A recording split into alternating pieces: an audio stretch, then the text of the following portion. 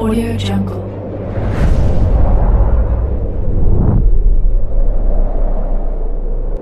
Yo, balik lagi bersama Mimin Gameman Puba TV. Kali ini kita akan lanjutkan pembahasan dari cerita After Improv Leaking a Dog I Became a Billionaire. Mimin infokan kembali bagi teman-teman yang ingin menonton video terbaru lebih cepat, silahkan bergabung menjadi member di channel ini dengan biaya 5.000 per bulannya. Jika tidak, teman-teman bisa bersabar lebih dulu selama 2-3 hari untuk menonton video tersebut. Tanpa berlama-lama, yuk kita masuk ke disclaimer dulu.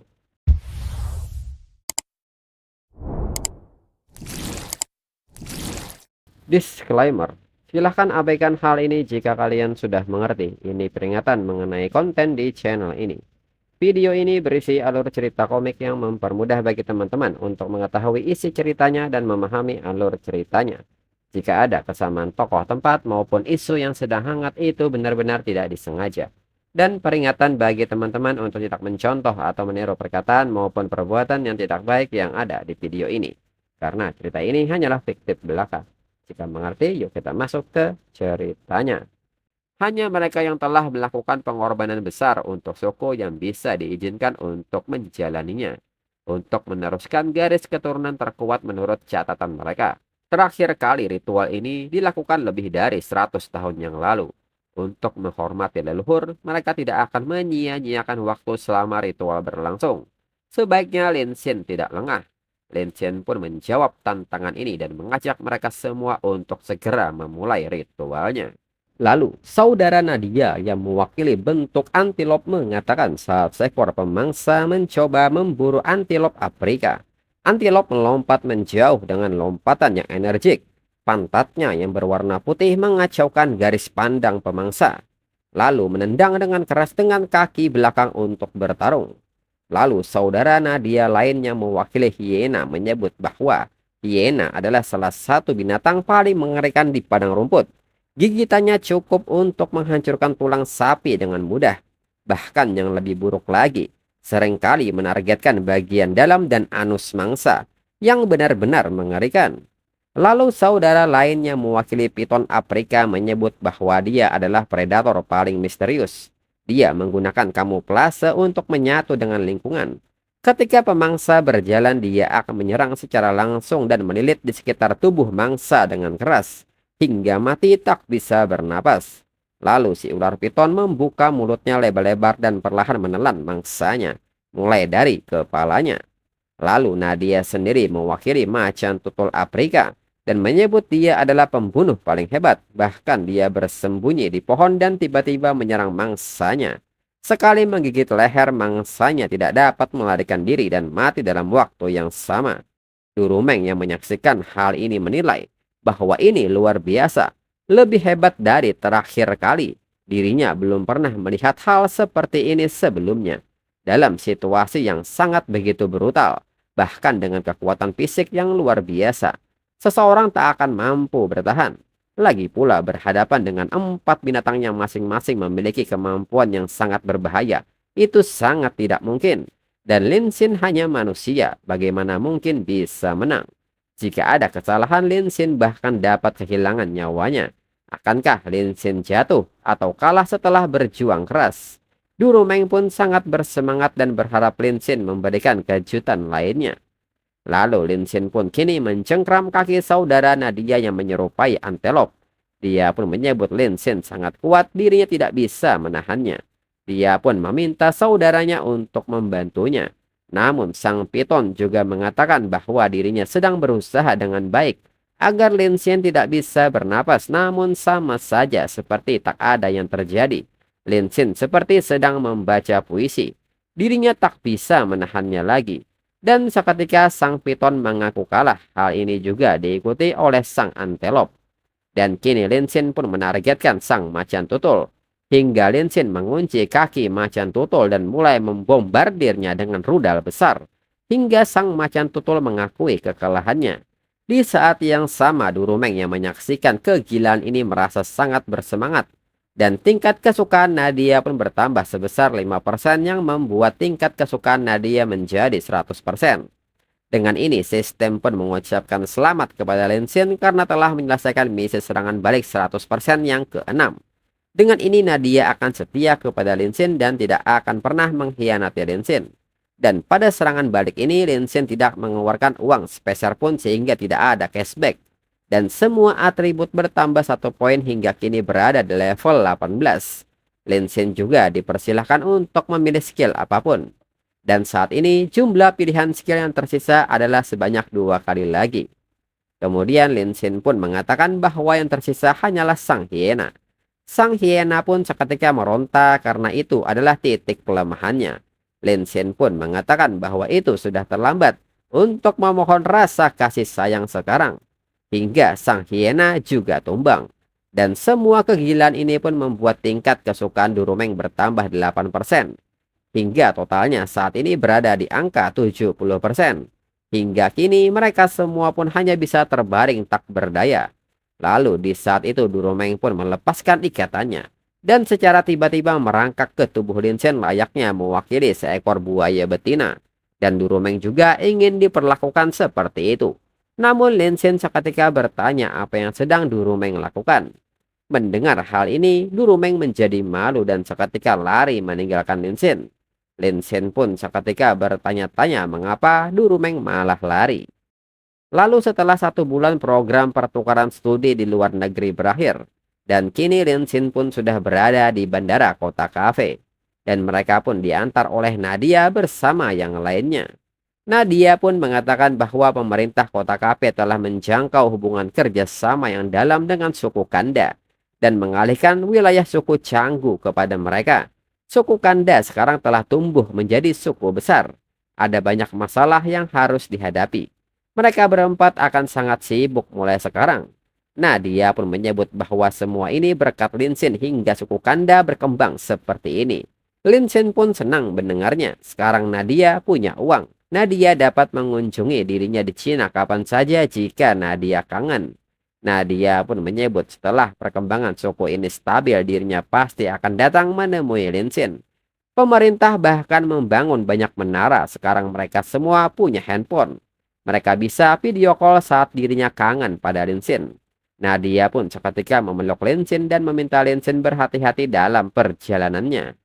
Kemudian Lin Xin bertanya kepada kepala suku untuk 1 pertanyaan terakhir. Bagaimana kepala suku bersama semua orang ke kampus hari itu dan untuk membantunya. Dirinya sudah mengatur kalau presiden datang, tapi dirinya tidak mengharapkan kepala suku akan datang juga. Kepala suku pun menyebut bahwa itu adalah bimbingan dari dewa penjaga. Malam sebelumnya dirinya bermimpi Lin Xin diserang oleh keluarga biker. Itu sebabnya dirinya memimpin semua orang buat pergi membantu Lin Xin. Percaya atau tidak, itu benar-benar bimbingan dari dewa penjaga yang mereka percayai. Dan setelahnya Lin Xin pun berangkat. Dalam pikiran Lin Xin pun bertanya-tanya mungkinkah benar-benar ada dewa penjaga. Namun Lin Xin tidak ingin memikirkan hal ini. Terserah apakah itu ada atau tidak, itu tidak penting karena sekarang dirinya akan kembali ke negaranya. Selain itu ada yang aneh sejak ritual itu Durumeng selalu menghindari dirinya setiap kali Durumeng melihat dirinya. Lin Xin pun bertanya-tanya mungkinkah dirinya membuatnya takut. Namun menurut Lin Xin itu mungkin yang terbaik, cewek manja itu biasanya mengikuti dirinya secara diam-diam sepanjang waktu. Itu sangat menjengkelkan. Dan dirinya tak bisa mendapatkan uang dari serangan balik dan akhirnya ada kedamaian. Ini sangat enak sekali. Kemudian saat ini teman sekamar Lin Xin yaitu Wuji sedang melakukan pekerjaannya. Dan sistem navigasi ponsel Wuji menyebut bahwa Wuji sudah sampai di dekat tujuannya. Sesi navigasi ini sekarang sudah selesai. Kemudian di saat itu Wuji mendapat pesan dari Zhao Tong yang mengatakan bahwa Zheng Hao dan dirinya sudah sampai di bandara. Lin Xin akan sampai 3 jam lagi. Zhao Tong pun bertanya apakah Wuji dapat datang tepat waktu. Wuji menyebut bahwa dirinya akan datang segera setelah mengantar pesanannya. Dirinya akan tiba tepat waktu. Zhao Tong pun meminta Wuji untuk santai, serta meminta Wuji untuk tidak terlalu memaksakan diri. Wuji bahkan menggunakan waktu luangnya untuk mengantar makanan. Wuji pun menyebut bahwa dirinya tak bisa diam karena pengiriman makanan semakin sulit. karena menjadi pengemudi lebih cocok untuk dirinya. Dan itu tidak mengganggu kelasnya. Lalu di saat yang sama seseorang menegur Wuzi dan bertanya apakah Wuzi supir yang dirinya pesan. Wuzi pun menyapa balik serta bertanya apakah dia adalah pelanggan dengan nomor HP sekian-sekian. Orang itu pun membenarkan hal itu dan seketika melempar kunci mobilnya. Serta meminta Wuzi untuk cepat karena mereka sedang terburu-buru. Wuzi pun mengerti. Lalu saat di dalam mobil, pria itu pun meminta si wanita yang dipanggil dengan nama Guo Guo untuk memutar lagu yang bagus untuk Tuan Yin. Guo Guo pun mengerti. Lalu Guo Guo pun maju ke depan dan bertanya lagu apa yang harus dirinya putarkan. Tuan Yin pun hanya diam memandang Guo Guo dengan tatapan nafsunya. Dan seketika Tuan Yin menepuk Guo Guo dengan kencang. Guo Guo pun seketika meminta Tuan Yin untuk menghentikannya. Dirinya sedang memilih lagu. Tuan Yin pun menyebut bahwa Guo Guo lah yang mengundangnya buat malam ini. Jadi jangan salahkan dirinya. Sedangkan Wuzi yang melihat lampu besar di depannya hanya bisa menelan air liurnya. Lalu Guo Guo yang telah selesai pun seketika memberikan pukulan kenikmatan kepada Tuan Yin karena sudah menggoda dirinya. Tuan Yin pun mengatakan bahwa Guo Guo luar biasa. Dirinya tak bisa menanganinya. Pria itu pun menyebut bahwa itu bukan apa-apa. Klub mereka penuh dengan cewek cantik. Dengan ini, pria itu mengajak Tuan Yin memanggil Fei Fei, Duo Duo, dan Lele nanti. Malam ini Tuan Yin akan sangat menikmatinya. Guo Guo pun menyebut bahwa manajer Meng benar-benar saudara Tuan Yin yang baik. Semua cewek mereka adalah yang terbaik. Biaya mereka lebih dari 20.000 yuan. Tuan Yin pun bertanya apakah benar seperti itu. Manajer Meng pun menyebut itu bukan apa-apa. Tuan Yin yang sangat membantu. Dirinya bahkan tidak tahu bagaimana cara mengucapkan terima kasih. Tuan Yin pun menyebut bahwa itu hanya proyek kecil yang lebih dari 2 juta saja. Manajer Meng pun mengatakan bahwa Tuan Yin sangat murah hati. Manajer Meng pun meminta Guo Guo untuk menelpon 2 cewek lagi nanti. Manajer Meng pun juga meminta Guo Guo untuk tidak khawatir tentang biayanya. Bisa taruh semuanya pada rekening miliknya. Guo Guo pun berterima kasih kepada manajer Meng. Dirinya janji Tuan Yin menikmati malam yang indah ini seperti raja. Lalu di saat itu manajer Meng pun memperhatikan Wuzi dan seketika bertanya kepada Wuzi dengan menyebutnya sebagai driver kecil. Wuzi masih terlihat muda, apakah Wuzi masih kuliah? Wuzi pun membenarkan hal itu, dirinya akan segera lulus. Tuan Yin pun juga bertanya apakah Wuzi punya pacar. Wuzi pun mengatakan bahwa dirinya tidak punya. Tuan Yin pun menduga bahwa Wuzi belum pernah memegang tangan cewek. Guo Guo pun seketika menyebut bahwa Tuan Yin sangat jahat. Dan secara tiba-tiba kaki Guo Guo berada di dashboard mobil. Manajer Meng pun bertanya apakah kaki ini cantik. Apakah Wuzi mau memegangnya? Wuzi pun menilai bahwa perkataan orang mabuk jangan dianggap serius. Wuzi pun seketika meminta tolong untuk tidak bercanda. Dirinya lagi mengemudi. Manajer Meng pun menyebut Wuzi sebagai anak kuliah yang masih polos. Dengan ini biarkan dirinya saja yang menyentuhnya sendiri. Tuan Yin pun tertawa dan menyebut manajer Meng sangat tahu cara bermain. Dan tak berselang lama mereka pun kini telah sampai di tujuan. Lalu manajer Meng pun menyebut Wuzi sangat pandai mengemudi, cepat dan stabil. Wuzi pun mengucapkan terima kasih untuk pujiannya. Dan untuk tarif perjalanan ini adalah 52,6 yuan. Dalam pikiran Wuzi, Wuzi menilai orang ini sangat kaya. Mungkin dia akan memberi dirinya tip. Manajer Meng pun mengerti dirinya akan mentransfernya pada Wuzi. Dan seketika uang yang masuk adalah 50 yuan. Wuzi pun sangat kaget karena tidak sesuai prediksinya. Serta biaya sebenarnya. Wuzi pun segera menegur manajer Meng karena belum bayar semuanya. Masih kurang 2,6 yuan lagi. Mendengar hal ini manajer Meng pun tertawa kencang dan menyebut Wuzi bercanda. Tuan Yin pun menyebut anak kuliah ini lucu sekali. Wuzi pun menjelaskan bahwa ini adalah harga yang ditetapkan perusahaan. Bukan sesuatu yang dirinya buat. Tarifnya ditentukan sistem dan tidak dapat ditawar. Jadi Wuzi meminta kepada mereka untuk membayar sisanya. Manajer Meng pun menyebut bahwa Wuzi menghasilkan beberapa ratus sehari dan Wuzi peduli dengan 2,6 yuan itu. Ini bahkan tidak cukup untuk segelas teh susu. Wuzi ternyata orang pelit. Tidak heran Wuzi masih jomblo. Manajer Meng pun menegaskan bahwa itu bukan urusannya. Wuzi pun kembali memohon kepada manajer Meng agar tidak membuat hal ini sulit baginya. Setiap perjalanan yang dirinya nilai tidaklah mudah. Manajer Meng pun bertanya apa yang Wuzi pikirkan. Apakah Wuzi layak mendapatkan waktu dirinya? Wuzi hanya seorang driver yang bau. Apakah Wuzi tahu siapa dirinya? Dirinya adalah manajer sebuah klub malam. Dirinya mendapat lebih dari 100.000 sebulan. Dirinya tidak peduli dengan beberapa yuan ini. Wuzi pun menegaskan bahwa itu tidak ada hubungannya dengan dirinya. Jika manajer Meng tak bayar 2,6 yuan, manajer Meng tidak bisa pergi. Manajer Meng seketika mendorong Wuzi dan bertanya, apa yang salah dengan Wuzi? Menagih dirinya hanya karena 2,6 yuan. Wuzi pun seketika terjatuh dengan keras hingga ponselnya pecah. Wuzi pun seketika kaget saat melihat ponselnya. Guo pun seketika meminta manajer Meng untuk mencukupkan hal ini. Dan mengajak manajer Meng untuk segera masuk dan jangan pedulikan dia. Bagaimana jika dia mengaku manajer Meng memukulnya dan meminta biaya medis? Itu akan sulit. Manajer Meng pun menyebut bahwa Wuzi masih sehat dan dirinya hanya memberikan dorongan ringan. Siapa yang percaya dia terjatuh? Jelas dia hanya memeras dirinya. Manajer Meng pun memberitahu Wuzi bahwa jika dirinya menelpon polisi, Wuzi mungkin akan dipenjara selama seminggu. Tapi dirinya harus membawa saudaranya buat bermain-main sekarang. Jadi tidak ada waktu buat pecundang seperti Wuzi. Guo pun segera membawa mereka berdua masuk dan jangan biarkan Wuzi merusak kesenangan mereka.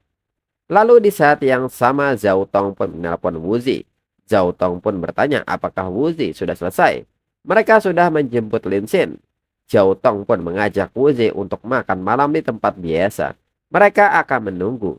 Namun Wuzi pun mengatakan bahwa dirinya sedang sial ketemu pelanggan jajingan. Dan setelahnya Wuzi pun menjelaskan kepada mereka. Zhao Hong pun sangat marah mengetahui ini dan menyebut mereka keterlaluan. Tidak hanya menolak buat bayar tapi juga mendorong Wuzi.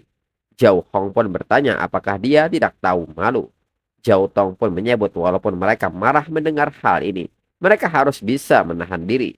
Karena orang-orang dari klub malam besar biasanya memiliki hubungan dengan dunia bawah.